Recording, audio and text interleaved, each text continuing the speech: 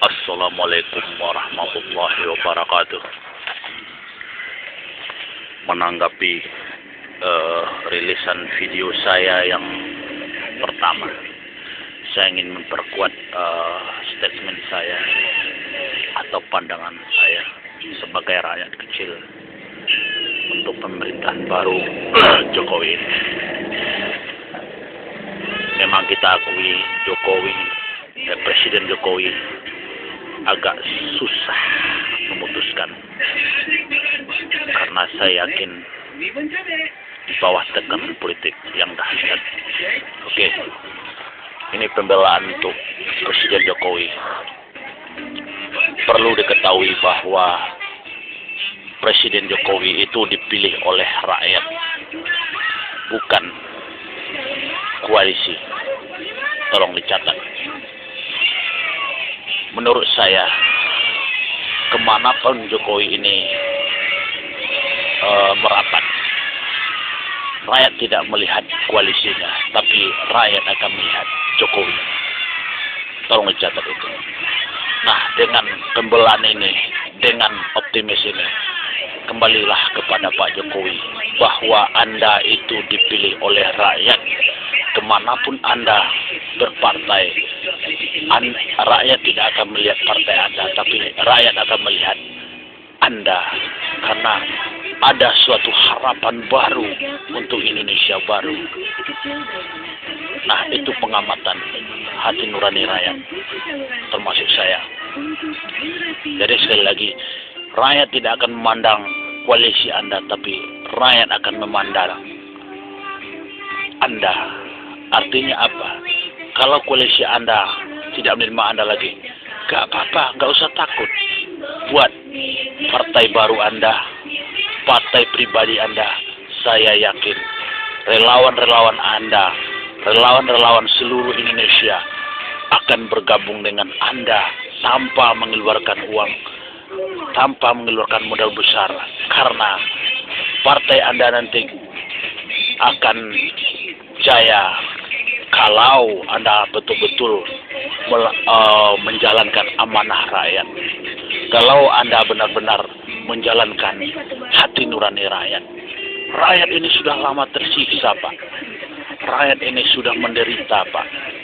Tolong, robahlah rakyat yang menderita ini menjadi rakyat yang makmur, rakyat yang sejahtera, rakyat yang jaya dan dipandang oleh masyarakat internasional. Oke, Pak, kalau Bapak mau, andai kata, saya berandai-andai, kalau Bapak nanti didepak oleh yang namanya koalisi, kami rakyat Indonesia, saya pribadi pun siap membantu Bapak. Walaupun saya sendiri, saya akan ragu kerogasan. Pilih Jokowi, pilih partai Jokowi, tapi betul-betul partai Bapak. Oke. Nah, di partai Bapak ini artinya tidak menggunakan uang sepersen pun, cukup menggunakan pikiran dan pengertian-pengertian yang positif. Artinya menggunakan hati nurani, bukan menggunakan uang. Oke. Kalau Bapak mau, kalau umpamanya Bapak nanti didepak, bikin nama partainya Partai Indonesia Putih. Artinya Indonesia yang betul-betul putih dan bersih. Ya, kalau ada yang hitam kita buang, insya Allah. Tolong Pak ya, andai ini seperti ini. Sekali lagi, saya ulang sekali lagi. Ya, sekali lagi. Saya ulang sekali lagi. Andai kata Bapak di bawah tekanan yang dahsyat, inilah si Ahok, Pak Ahok. Pak Ahok itu orangnya gentleman, orangnya berani, saya lihat. Dia cocok juga di KPK, tapi saya takut juga, khawatir juga. Dia mungkin punya kasus juga, mungkin. Ini perkiraan saya. Nanti dia duduk di KPK, nanti dia usut pula masa lalunya. Kacau jadinya kan, dia orangnya tegas. Saya selalu dengan dia. Dia cocoknya jadi penegak hukum kayaknya ya. Oke Pak Jokowi, ini pembelaan untukmu. Rakyat akan membelamu. kemana arah anginmu, rakyat akan mengikutimu. Kalau arah anginmu itu benar. Oke. Untuk masalah Polri dan KPK, selama ini rakyat melihat kalaulah Polri diperkarakan, Polri pandai bersilat. Seperti yang saya tonton kemarin, Polri itu jago silat katanya. Ya, persilatan yang pertama terjadi pada kasus Pak Susno Diwaji. Nah, sehingga para KPK pun disilatnya hingga masuk. Nah, yang kedua pada kasus Pak Simalatursim, Pak Irjen Pol siapa namanya, lupa saya bapak itu ganteng sekali namanya, bapak ya lupa. Itu pun terjadi di KPK, disilatnya, tapi mungkin yang disilatnya hanya penyidiknya. Penyidik pun mantan anak buahnya, yaitu Kompol, saya lupa namanya, sehingga dengan hat-trick dia ditangkap secara mendadak ya, karena diingat kasus masa lalunya. Nah, ini kan contoh-contoh yang bisa kita pahami semua, yang bisa kita lihat semua, bahwa polisi memang hebat, bersilat. Oke. Nah, dengan Pak BG ini, saya bingung jadinya, mana yang benar.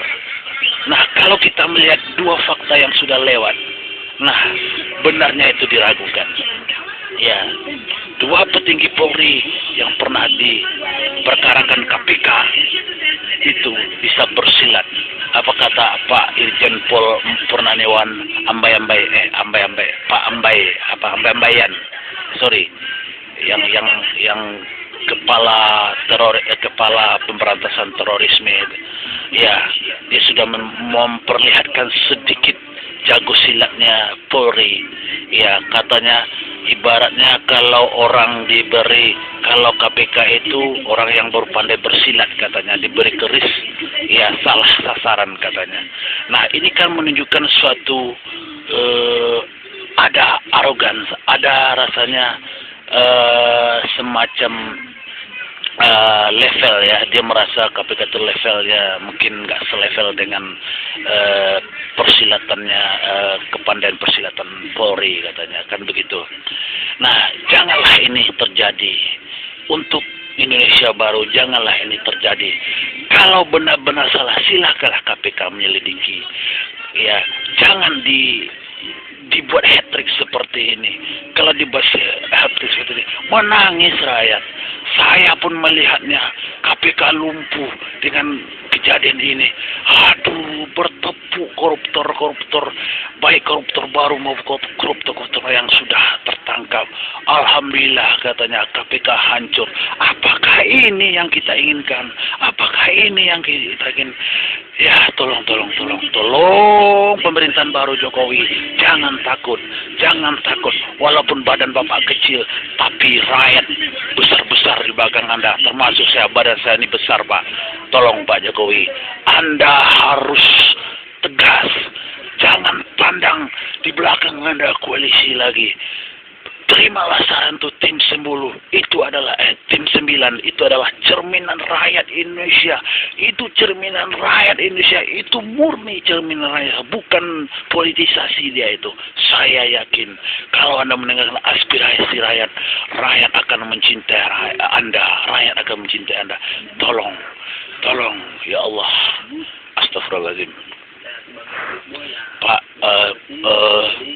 dan KPK. Saya sekali lagi di kesempatan ini saya ingin menjelaskan lagi bahwa Abraham Samad dan Bambang Wijayanto ini dijadikan ikon KPK walaupun mereka bersalah. Dia kan manusia, masa lalunya kan kesalahannya itu bisa diukur seperti apa kesalahannya.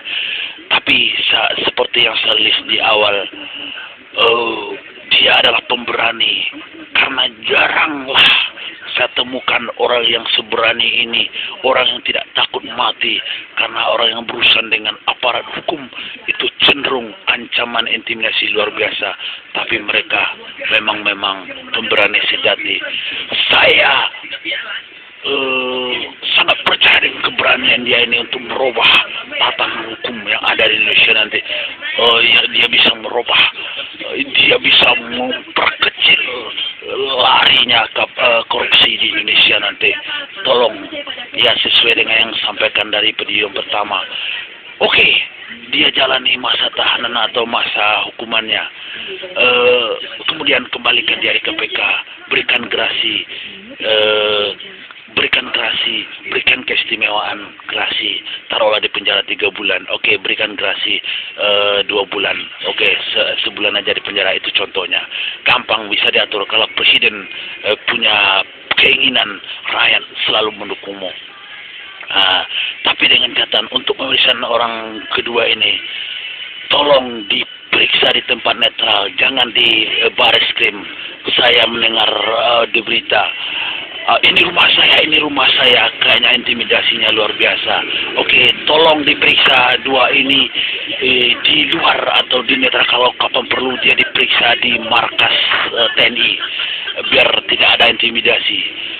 Ya, ini saran saya, karena kalau diperiksa, biarlah kita melanggar undang-undang, aturan-aturan yang ada di Polri, tapi demi fairnya pemeriksaan ini, tolong dia diperiksa di Mabes TNI, karena selama ini saya belum melihat adanya kontra antara TNI dengan KPK, dan saya pun sedih kenapa TNI diam aja, tidak ada yang berkomentar. Tolonglah bantu KPK itu, kasihan dia ini, mereka sudah tercabik-cabik dengan kejadian seperti, rakyat pun tercabik-cabik rasanya. Mudah-mudahan, dan Polri pun harus menghormati KPK, harus menghormati. Kalau memang Pak BG itu tersangka, ya tolonglah saksi-saksinya bersaksi dengan benar. Tolonglah saksi-saksinya bersaksi dengan benar, jangan berbohong. Kalau benar Pak BG itu bersalah, kemudian kalau Pak BG itu memang tidak bersalah, tolong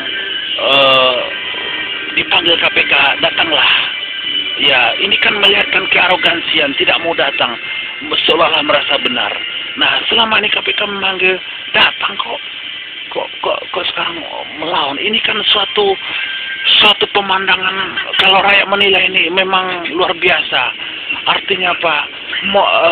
Kesalahan itu dibuktikan memang di pengadilan. Coba diperiksa dulu. Kan KPK itu mendapatkan data tidak dari orang ke orang, dari ICW, dari PPATK. Kan itu sebagai acuannya. Kemudian untuk kasus ini saya rasa kalau untuk Pak BB memang susah untuk diselidiki, karena kalau saksinya dari Polri juga itu gak susah, karena kan mereka segan dan takut dan hormat kepada Pak BG itu. Mereka takutlah membuka aibnya kepala atau komandan dia. Nah, ini suatu fenomena ya yang susah rasanya. Tapi cobalah, mudah-mudahan saya berharap Pak BG tidak bersalah. Mudah-mudahan KPK memang salah menuduh. Itu doa saya. Saya pun kasihan juga melihat Pak BG ini. Orangnya baik, orangnya kalem, ya, orangnya tenang. Tapi kalau dibeginikan, siapa yang nggak sakit? Semuanya sakit. Cuman rakyat ingin melihat Bapak itu prajurit sejati atau bagaimana, saya nggak mengerti. Yang penting saya pribadi melihat Bapak itu seorang perwira yang baik. Saya lihat dari profil Bapak, nggak ada temperamen, tak ada ya, ini saya melihat dari jauh aja ya, saya nggak kenal dekat dengan Bapak. Bapak itu lebih lembut dari Abraham Samad, saya lihat. Ya, kalau kan orangnya keras, saya lihat keras, tampangnya agak-agak garang.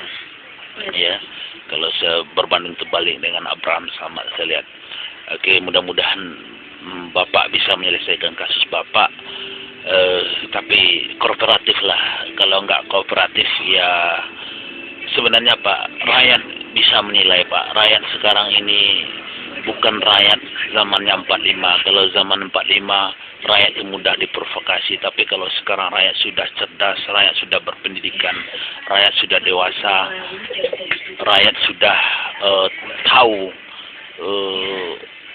apa artinya sebuah kemakmuran. Nah, kalau dulu kita bisa melihat, ayo tahun 45 dulu ya, ayo masuk PKI dikasih cangkul satu orang mau sebagai. Sekarang nggak bisa Pak. Sekarang orang tidak mau lagi seperti itu. Orang ingin melihat kebenaran. Ya, oke, saya ulas sekali lagi. Tolonglah tolonglah Bapak kooperatif serta saksi-saksi yang dipanggil KPK itu kooperatif juga, dan tolonglah clearkan. Nah, oke, ini kita melihat selama ini sebenarnya ini dampak dari kejadian-kejadian yang terjadi di masa lalu. Dua petinggi Polri juga. Nah, lagunya sama sepertinya, artinya bukan lagu lama, bukan lagu baru, lagunya lagu lama. Nah, kalau Polri diperkarakan, Polri pandai bersilat, pandai mencari celah bagaimana Polri itu bisa lepas dari jeratan tersangka yang dijeratkan. Nah, ini saran saya, ini hati nurani saya. Saya sekali lagi mohon maaf, saya tidak menyalahkan BG.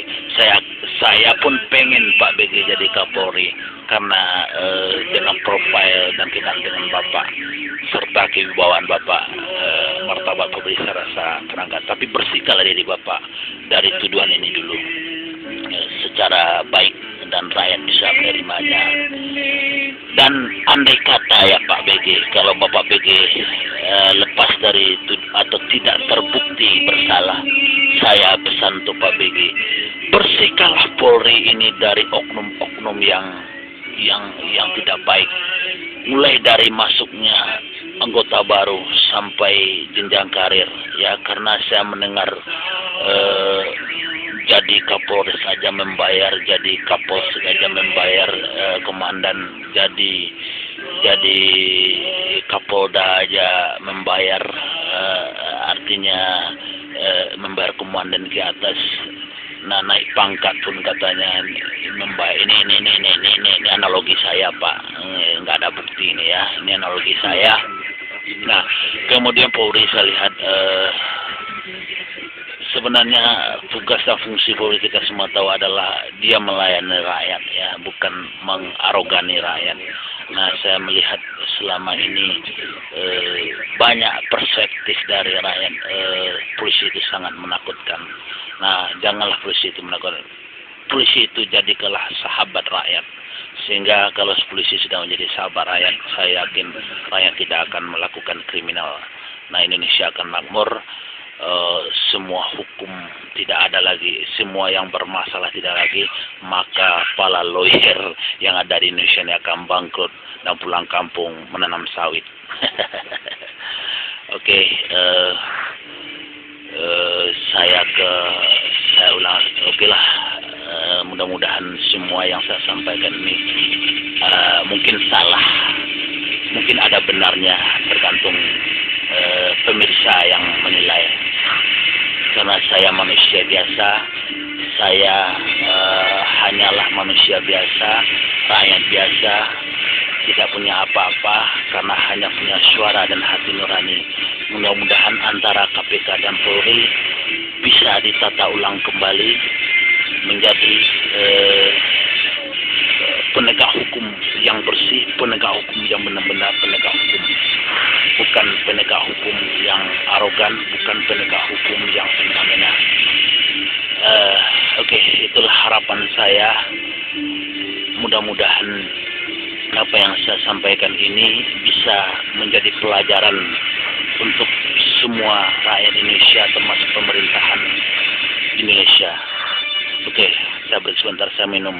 Minuman saya adalah aqua. Ini aqua ini buatan siapa nih? Enak kali. Saya minum aqua ini 2 botol sehari.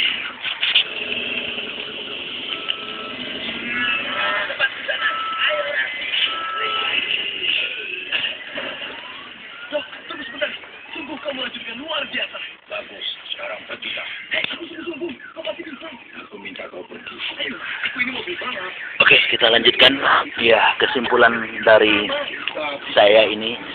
Nah, kalau ada kru TV One yang melihat video saya ini, saya selalu menonton ILC. Saya ingin video saya ini diputar di ILC, dan silahkan para pakar hukum, pakar lawyers antu blau pun menilai hasil rekaman saya ini. Hati nurani saya ini, hati nurani saya adalah hati nurani dari 100 juta warga Indonesia. Nah, mudah-mudahan ada yang sehati nurani dengan saya. Inilah hati nurani saya. Tolong diperbincangkan, tolong dianalisa apakah yang saya sampaikan ini gak masuk akal, atau bodoh, atau tak berpendidikan, atau hanya mencari sensasi. Ingat, saya tidak pernah mencari sensasi. Untuk apa? Tak ada gunanya. Sensasi itu bodoh. Ya. Oke, tolong kalau ada yang melihat rekaman saya ini, tolong ditampilkan di Indonesia Lawyer Club. Tolong para pakar hukum, pakar tata negara. Nah, selama ini saya melihat pakar yang bagus itu adalah Refli Harun. Refli Harun ini seorang pakar hukum, pakar apa dia? Pakar tata apa dia ini? Tapi dia itu bisa mengkritik, ya, isi telaahnya itu bisa mengkritik sesuai dengan hati nurani rakyat. Saya lihat bagus dia ini, ya, Refli Harun ini. Itu saya. Tapi yang lain, tapi Roy, Pak Profesor Roy itu ada agak-agak mungkin sudah tua ya. Mungkin semuanya saya tertawa juga melihat dia marah-marah sama para jenderal Polri waktu itu. Ya, sebenarnya apa yang disampaikan itu karena sakit hatinya rakyat, termasuk dia, ya. Saya senang juga dengan beliau ini, dan saya sangat hormat, ya. Tapi sayangnya dia berkiblat kepada Belanda, karena mungkin ya hukum itu kiblatnya Belanda, ya. Oke, saya bukan ahli hukum. Oke, kesimpulan saya tutup rekaman saya ini. Selamatkan KPK. Biarkan Abraham Samad dan Bambang Wijayanto itu diproses sesuai hukum. Seperti yang saya sampaikan, suruh rakyat atau suruh yang berhubungan dengan beliau yang pernah berkasus laporkan dalam 1 bulan ini. Kemudian proses secepatnya, saya minta prosesnya jangan di Bareskrim, tapi proseslah di tempat netral, karena di Bareskrim itu tekanannya luar biasa. Tidak ada netralitasnya. Kalau di TNI saya rasa TNI akan membackup di belakang. Kalau ada penyidiknya salah ngomong, TNI tampar aja, gitu ya, taruh di Mabes TNI periksa, ya, atau di periksanya di online kan, biar semua melihat bagaimana cara pemeriksaannya. Kemudian saksi, kita udah tahu dia kalau untuk KPK ini nggak gampang mencari saksinya, paling mudah mencari saksinya. Tapi kalau di polisi luar biasa sulitnya mencari saksi. Itu bedanya saya lihat. Kalau di KPK, paling mudah sekali, banyak yang ngaku saksi. Saya lihat contohnya untuk Abraham Samad, kasihan teman kok bisa begitu ya. Bisa mengkhianati kawan, kok bisa dia merekam Pak Samad itu selingkuh, Pak Samad itu kok bisa merekam kemudian mempublikasinya. Itu teman atau hantu? Saya heran kok bisa begitu jahatnya, bukan membela teman dia, tapi malah menjatuhkan teman. Hati-hatilah Pak, kan itu pelajaran hidup untuk Abraham Samad itu. Oke, untuk kedua orang ini periksa, kemudian putuskan di pengadilan secepatnya, kemudian ditahan, tapi berilah waktu 1 bulan untuk seluruh pelapor. Kalau lewat dari itu nggak sah laporan lagi, nggak terima lagi. Nah, semua laporan itu apapun berat kecilnya, untuk kedua KPK ini proses sesuai hukum, selidiki dan akui aja.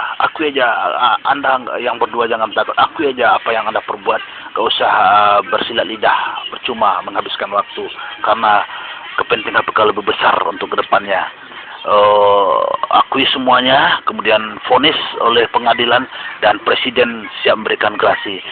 Seperti yang saya sampaikan, kalau presiden nggak punya hati nurani memberikan gerasi, okelah rakyat yang akan memberikan gerasi nanti. Rakyat akan berdoa, akan memberikan gerasi. Setelah itu kalian bebas, okelah yang catatan kriminal Anda tidak tahu, entah kriminal saya ngerti ini. Pokoknya Anda presiden tolong tarik kedua orang ini ke KPK. Seperti yang saya sampaikan di video saya pertama, ada satu orang yang di gedung PK itu pakai kacamata kalau nggak salah, dia mirip-mirip orang dia dah, tapi orangnya lembut tapi keras dan tidak takut juga. Ya, beraninya luar biasa juga. Saya lihat waktu itu berdebat dengan pengamat Polri yang berpangkat Purnawirawan Polri yang pakai kumis itu, bapak yang pakai kumis yang ganteng itu, yang selalu membela Polri di debat dan segala macamnya. Nah, ini dia bisa, saya rasa itu masuk ke KPK. Nah, saran saya untuk KPK, untuk selanjutnya KPK itu jangan diangkat dari lawyer. Ya, lawyer itu kan banyak kasusnya.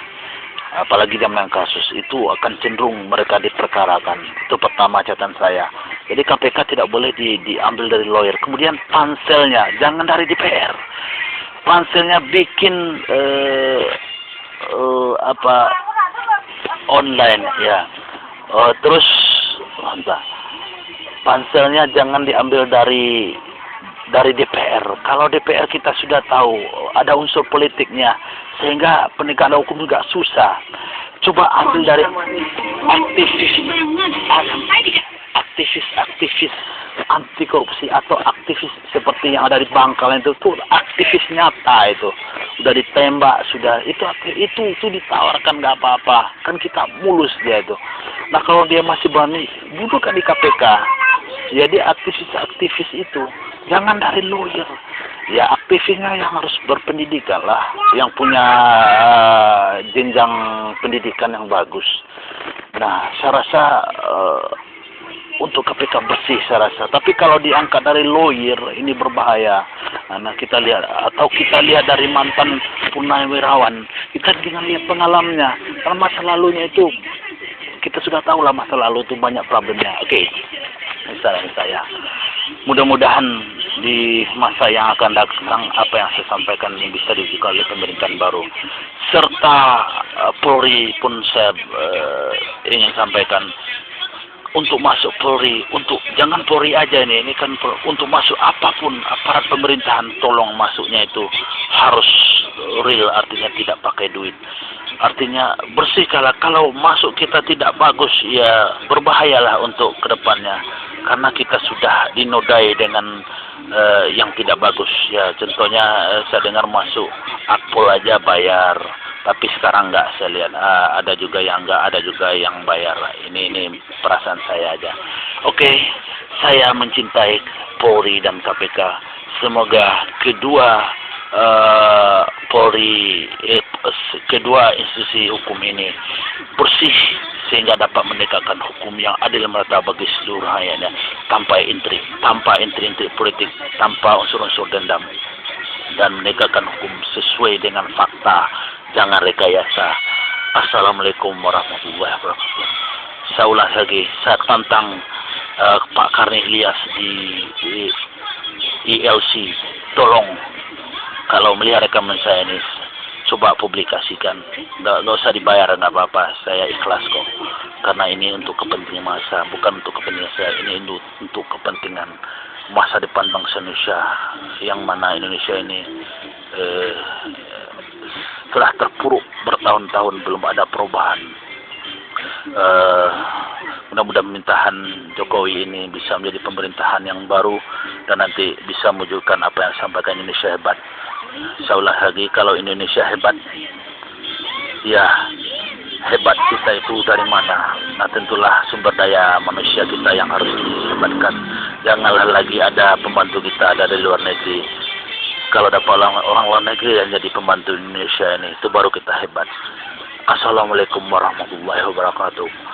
Salam sejahtera untuk bangsa Indonesia. Kalau ada kata-kata saya yang menyinggung perasaan seseorang, saya mohon maaf, dan saya mohon jangan saya dipidanakan karena saya manusia biasa.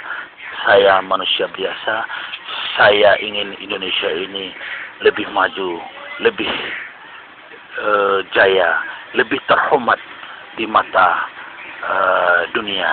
Assalamualaikum warahmatullahi wabarakatuh.